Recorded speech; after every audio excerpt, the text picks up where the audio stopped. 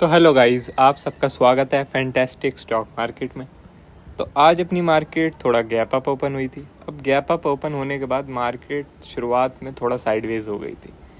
अब जैसे कि आजकल डेली की कहानी चल रही है कि मार्केट में ज़्यादा मोमेंटम तो हमें देखने को मिलता नहीं।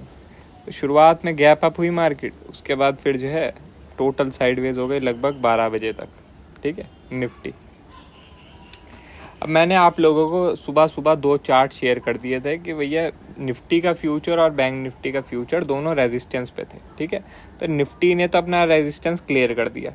निफ्टी ने लगभग 12:30 बजे और 1 बजे के आसपास ये ब्रेकआउट दे दिया और रेजिस्टेंस क्लियर करके ऊपर निकल गया।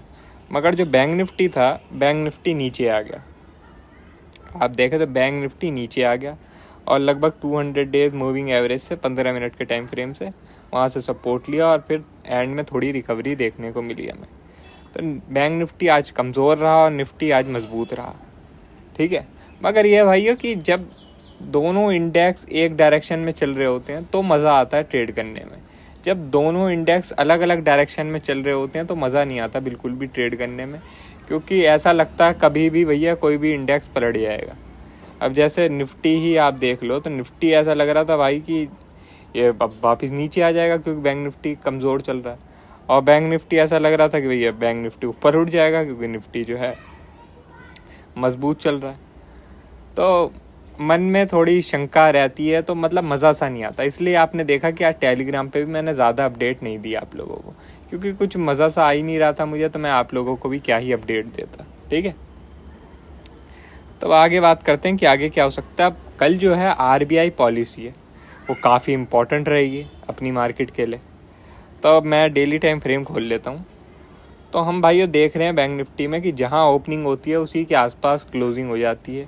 पिछले 3 दिनों से यही देखने को मिल रहा है। मंडे को भी यही हुआ, ट्यूसडे को भी यही हुआ, आज वेडनेसडे को भी यही हुआ। ठीक है, तो कुछ भी मूवमेंट नहीं देखने को मिल रहा है 3 दिनों से।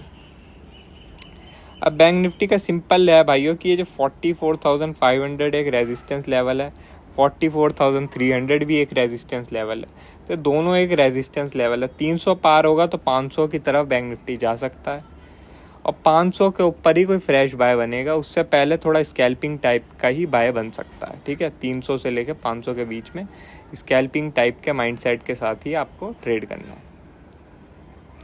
अब सेल कब बनेगा? सेल तब बनेगा भाइयों जब ये लगभग 44,150 के नीचे निकलेगा। 44,150 के नीचे निकलेगा तो आप लगभग 44,000 तक देख सकते हैं। सेल में भी बहुत ही कम पॉइंट दिख रहे हैं, मतलब 100-150 पॉइंट। और बैंक निफ्टी में आप लोग जानते हैं कि अगर सेल होने पे आता है तो देखता भी नहीं, आपका एक कैंडल में ही 150 पॉइंट बना देता है।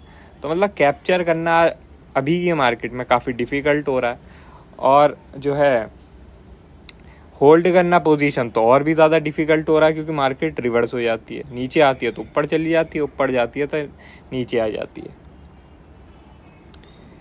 तो ये काफ़ी ज़्यादा टाइट रेंज चल रही है मार्केट में, काफ़ी टाइट रेंज। और ऑप्शन बायरों के लिए तो सच बता रहा हूँ भाइयों, बहुत ही मुश्किल का समय चल रहा है, बहुत ही मुश्किल। सच में ऑप्शन बढ़ते ही नहीं, घटने को सबसे पहले आ जाते हैं। ये इतनी टाइट रेंज दिख रही है भाइयों, क्या बताऊँ मैं आपको। 40,000 44,000 से लेकर 44,500 की इस रेंज में तो मुझे कोई मोमेंटम ही नहीं दिख रहा है यार, क्या ही बताऊँ। ठीक है, मैं तो यही बोल रहा हूँ भाइयों कि थोड़ा आप लोग वेट कीजिए, तभी आप लोगों का पैसा बन सकता है। जैसे मैंने कल आपको एनालिसिस में ही बात करी थी कि अगर 44,300 के ऊपर 1 घंटे के टाइम फ्रेम में क्लोजिंग मिल गई तब तो बाय देख सकते हैं। ठीक है, या फिर जो है 44,150 के नीचे हमें 1 घंटे के टाइम फ्रेम में क्लोजिंग मिल गई, या 44,000 के नीचे 1 घंटे के टाइम फ्रेम में क्लोजिंग मिल गई, तब हम थोड़ी सेलिंग देख सकते हैं। उससे पहले तो टोटल अवॉइड कीजिए। और अगर आप लोगों ने मेरी बात मानी होगी, आज टोटल अवॉइड किया होगा, तो फिर आप लोग आज फ़ायदे में ही रहे होंगे। विक्स को भी देखें तो वो भी बिल्कुल भी रिएक्शन नहीं दे रही है, बिल्कुल ही फ्लैट पड़ी है। तो मार्केट में मोमेंटम कहाँ से ही आएगा। ठीक है, तो यूएस मार्केट को भी देखें, वो भी बिल्कुल फ्लैट। मतलब हर तरफ हम देख रहे हैं तो मार्केट ज़्यादा कुछ कर नहीं रही है। एक जापान ही अलग है बस, जो अपनी अलग ही धुन में चल रही है, कभी बहुत ज़्यादा ऊपर जा रही है तो कभी बहुत ज़्यादा नीचे जा रही है। ठीक है, मगर ये कल अपनी आरबीआई पॉलिसी है तो वो काफ़ी ज़्यादा बड़ा इम्पैक्ट डाल सकती है मार्केट में। और आरबीआई पॉलिसी में ये है कि जो आरबीआई गवर्नर है वो क्या बोलते हैं वो बहुत इम्पोर्टेंट रहेगा। अब क्यों भाइयों ऐसा क्यों बोल रहा हूँ मैं, ऐसा इसलिए बोल रहा हूँ क्योंकि अभी उनकी कुछ स्टेटमेंट जो आई थी वो बैंकिंग सेक्टर के लिए अच्छी नहीं थी, कि जो बैंक्स हैं वो गलत तरीके इस्तेमाल कर रहे हैं एनपीए छुपाने के लिए, ठीक है। और भी एक दो ऐसी कुछ स्टेटमेंट आई थी। तो अगर वो कल बोलते हैं ऐसा कुछ तो काफ़ी नेगेटिव रह सकता है मार्केट के लिए, ठीक है। और रेट कट का तो कोई सवाल अभी उठता नहीं है, रेट बढ़ेंगे नहीं तो है ही क्या। वैसे पॉलिसी में सच बताऊं तो ज़्यादा कुछ है नहीं, क्योंकि सब लोगों को पता भैया अब रेट ऊपर तो और जाएंगे नहीं और रेट कट होंगे नहीं, तो रेट जो है स्टेबल रहेंगे अभी। मगर ये कि वो बोलते क्या हैं, वो बोलते क्या हैं, कमेंट्री काफ़ी इम्पोर्टेंट रहेगी, तो उसे सुनना है और उसी के बेसिस पे मार्केट कल रिएक्ट करेगी। और कल जो है एक अच्छा मूवमेंट हम देख सकते हैं मार्केट में, अच्छा मूवमेंट, क्योंकि पिछले 3 दिनों से मार्केट बिल्कुल ही साइडवेज रही है, बिल्कुल साइडवेज, ज़्यादा कुछ किया नहीं है मार्केट ने। तो या तो कल आपको एक अच्छी ग्रीन कैंडल देखने को मिल सकती है या फिर कल आपको एक अच्छी रेड कैंडल देखने को मिल सकती है। जैसा प्राइस एक्शन चल रहा है, बहुत ही मरा हुआ प्राइस एक्शन चल रहा है, लगता तो है कि एक रेड कैंडल देखने को मिल सकती है, मगर ये लगने से कुछ होता नहीं है। लेवल जहाँ पे चलेंगे उसी हिसाब से हमें बैठना पड़ेगा, ठीक है। तो 44,300 के ऊपर निकलती है तो हम 500 तक देख सकते हैं, और 44,150 के नीचे हम 44,000, और 44,000 के नीचे हम लोग लगभग आपका और 200 पॉइंट का फॉल देख सकते हैं 43,800 तक का। ये हम लेवल कल के लिए नोट कर सकते हैं और ये इतने हम टारगेट बना सकते हैं कल के लिए। और निफ्टी में भी बात कर लेता हूँ कि निफ्टी में क्या टारगेट रह सकते हैं कल के लिए। तो निफ्टी में भाइयों दिख तो रहा है ब्रेकआउट, मगर क्या आजकल की मार्केट पे ब्रेकआउट पे भरोसा करना चाहिए? मुझे तो लगता है नहीं करना चाहिए, ठीक है।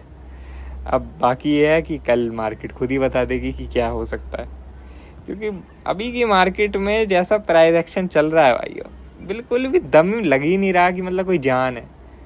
ये तो ऐसा लग रहा है यार बस कैंडल खड़ी हो गई है, अब पता नहीं कहाँ ये फेक आउट हो जाए कहीं, क्योंकि आजकल मैं ब्रेकआउट तो कम देखता हूँ, फेक आउट ही ज़्यादा देखता हूँ। अब यहाँ भी एक ब्रेकआउट हुआ था वापस नीचे, अब यहाँ एक ब्रेकआउट हुआ, अब क्या कल दोबारा वापस नीचे देखने को मिलेगा, अब ये तो कल ही बताएगा। तो मुझे ऐसा लगता है भाई निफ्टी को अगर सेल का कैंडिडेट बनता है कल तब तो ट्राई करना चाहिए। बाकी बाय में तो मैं यही अवॉइड ही करने को बोलूँगा आपको, निफ्टी बाय के लिए तो अवॉइड ही कीजिए। मुझे लगता नहीं है यार ज़्यादा यहाँ से अपसाइड है निफ्टी में, ठीक है। और जून मंथ के लिए मैंने आपको बताया ही है कि जून मंथ में मैं ज़्यादा ऊपर देख नहीं रहा हूँ मार्केट को। मुझे ऐसा ही लगता है कि जून मंथ में जो ऑप्शन सेलर हैं, खासकर जो कॉल ऑप्शन सेलर हैं, वो उनका जैकपॉट मंथ रह सकता है ये, और वो बहुत पैसा बनाएंगे जून मंथ में। जून मंथ में मैं ज़्यादा अपसाइड देख नहीं रहा हूँ, ज़्यादा से ज़्यादा 100-150 पॉइंट और आ जाएगी निफ्टी में, उससे किसी को कोई फ़र्क पड़ता नहीं है ऑप्शन सेलरों को, और वो फिर पूरा समय मंथ में प्रीमियम डीके ही खाते रहेंगे और कुछ है नहीं, ठीक है। निफ्टी मुझे लगता है कि आप लोग कल के दिन अवॉइड कीजिए, वही अच्छा रहेगा। सेल के लिए बनता है तो फिर कंसीडर कर सकते हैं, क्योंकि फेक आउट में आप लोग जानते हैं अच्छा मोमेंटम मिल जाता है, मगर बाइंग के लिए तो मुझे ऐसा ही लगता है कि निफ्टी को अवॉइड ही करना चाहिए कल के दिन, ठीक है। तो बाकी और कोई अपडेट होगी हम आपको टेलीग्राम में बता देंगे। वीडियो अच्छी लगी हो तो लाइक कर देना और चैनल पर नए हो तो सब्सक्राइब कर देना। आज के लिए बस इतना ही, थैंक यू।